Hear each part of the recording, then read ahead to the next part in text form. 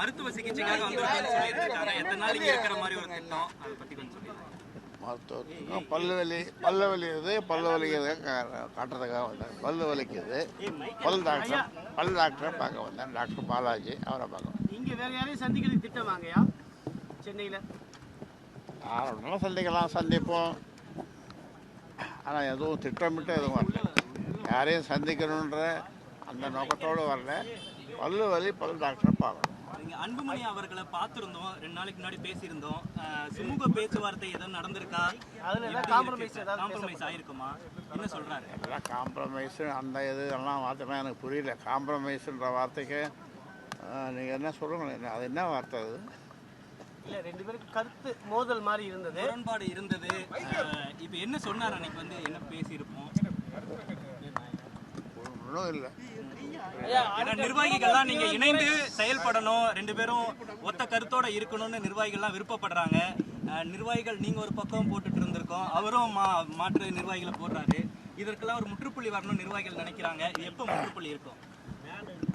நீங்கள் வந்து இந்த முற்றுப்புள்ளி வைக்கிறது, கமா போடுறது, அது இதெல்லாம் நீங்கள் சொல்கிற மாதிரி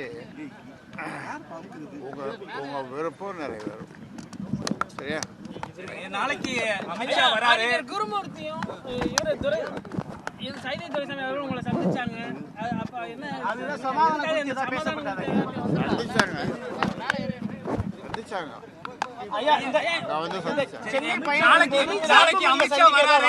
அமித்ஷா போன தடவை வரும் பொழுது அதிமுக கூட்டணி உறுதி செஞ்சிருந்தாங்க. இப்ப வராரு, பாமக கூட்டணிக்கு ஏதோ வாய்ப்பு இருக்குமா? எனக்கு தெரியாது. அமித்ஷா சந்திக்க நினைச்சு கூட பார்க்கல. இப்போ நீங்க சொல்லிதான். ஐயா, திரு அன்புமணியை சந்திக்க வாய்ப்பு இருக்கா? இங்க சென்னைக்கு வந்திருக்கீங்க. முகுந்தன் அவர்கள் ராஜினாமா பண்ணிட்டாரு, மீண்டும் ஏதேனும் பொறுப்புகளுக்கான வாய்ப்பு இருக்குமா? பொறுப்புகள் நிறைய இருக்குது. அவர் இப்போ எதையும் விரும்பல, எந்த பொறுப்புக்கும் வரணும்னு விரும்பல.